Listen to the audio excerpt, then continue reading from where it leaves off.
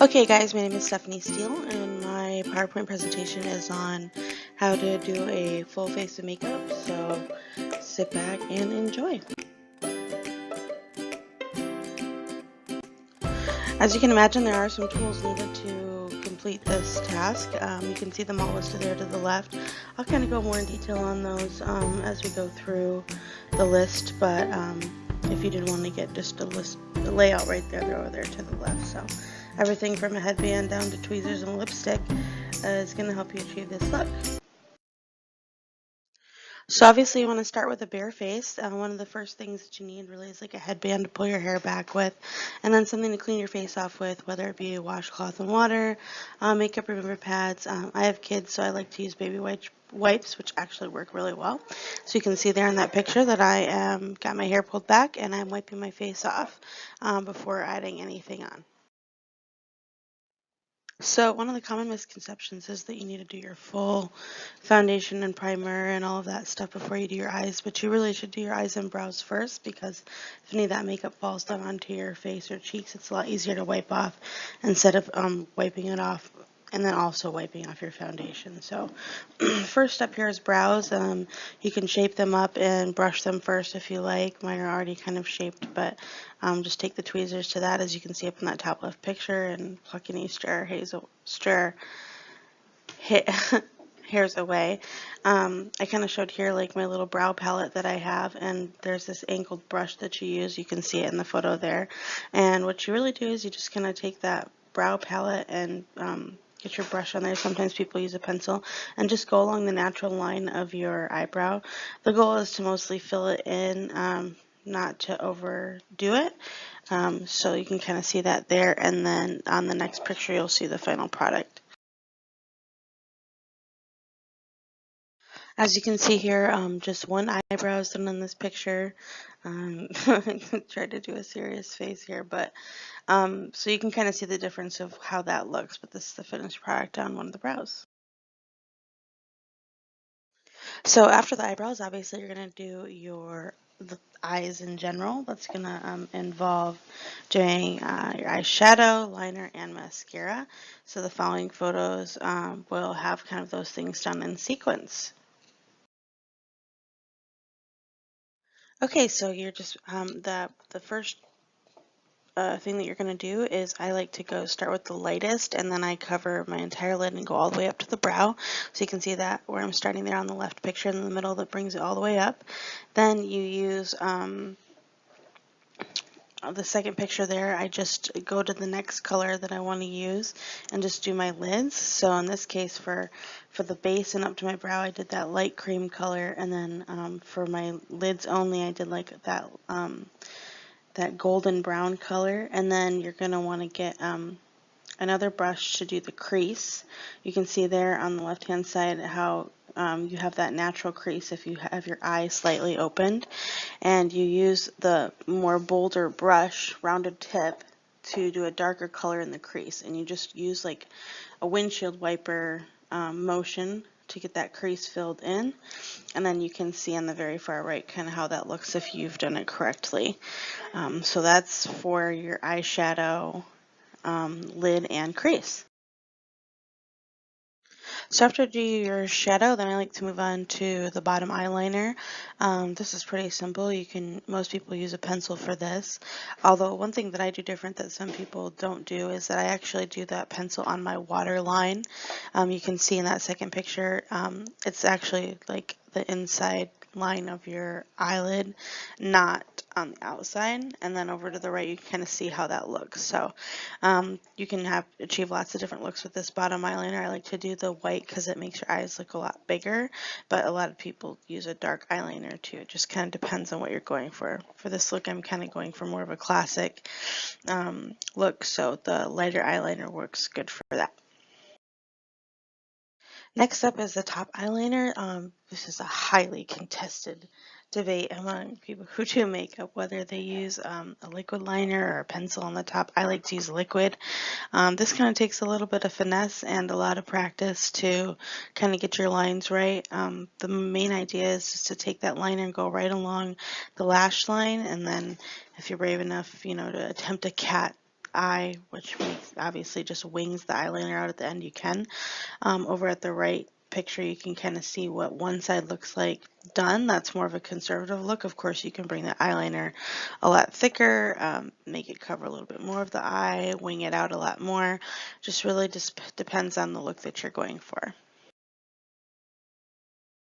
Okay, so on to mascara here.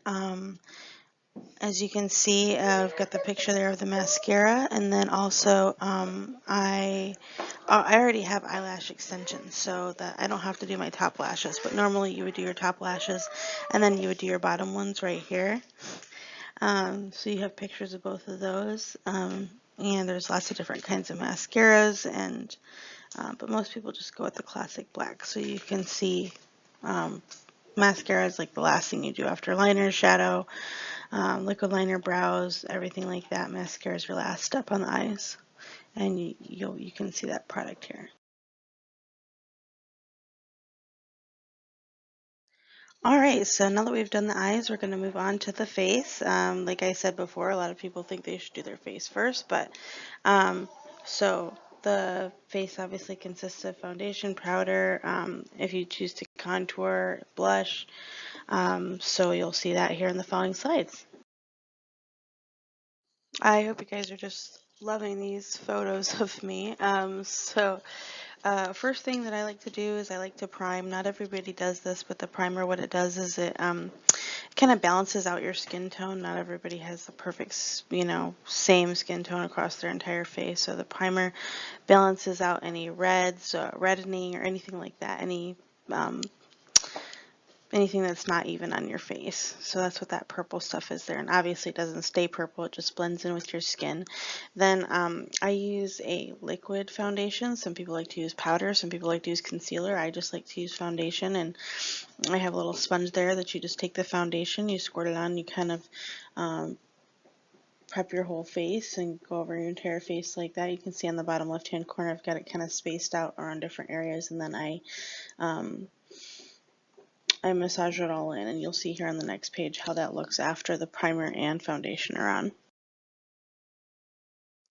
Okay, so this step here is right after primer and foundation, you're going to do your powder and blush. I just usually use a bronzer, and then you can kind of see the differences in the brush there. But as far as the bronzer, I just kind of sweep it across my entire face. I go a little bit down on my neck, and then for the blush, you can do a couple different ways. Some people like to suck their cheeks in, as you can see I'm doing in that bottom left picture, to find where the blush line should go. Otherwise you can do a really big grin, and then those apples of your cheeks kind of stick out, and you can do the blush on there. But then you can see between, after the primer and foundation, the powder and blush, what that final look looks like on the next slide.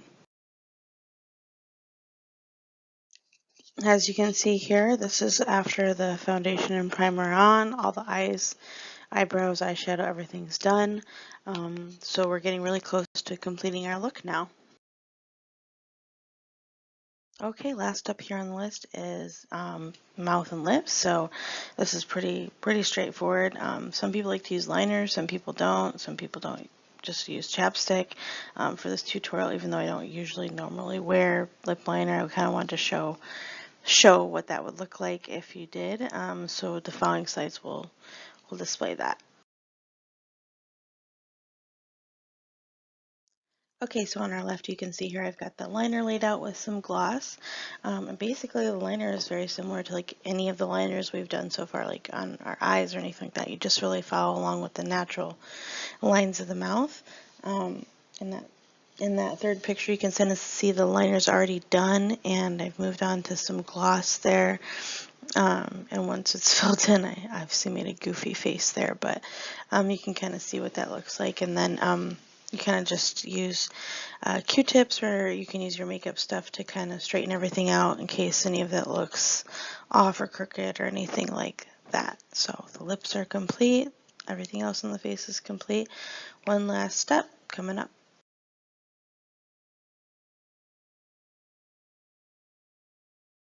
Okay, like I said, there's just one more step, and that's basically setting your look for the day with some finishing spray and letting your hair down and getting ready to head out the door. Okay, so with this finishing spray, basically what you want to do is just kind of hold it several inches away from your face and spray. What this does is this sets your makeup so whatever elements you may experience during the day, especially right now with the heat wave going on, this kind of sets everything off and keeps it from melting or peeling or any of that stuff coming off your face in any unnatural way. So it just really makes it last long for the whole day. It's a great tool to have in your makeup kit if you don't already have that. Alright, and this is your final look, after you prime your face, prep it, do your eyes, eyebrows, liner, foundation, primer, blush, lip liner and lips, and then set your face. You're ready to go for the day. I hope you guys enjoyed my video, and if you have any questions, please send them my way. Have a great summer.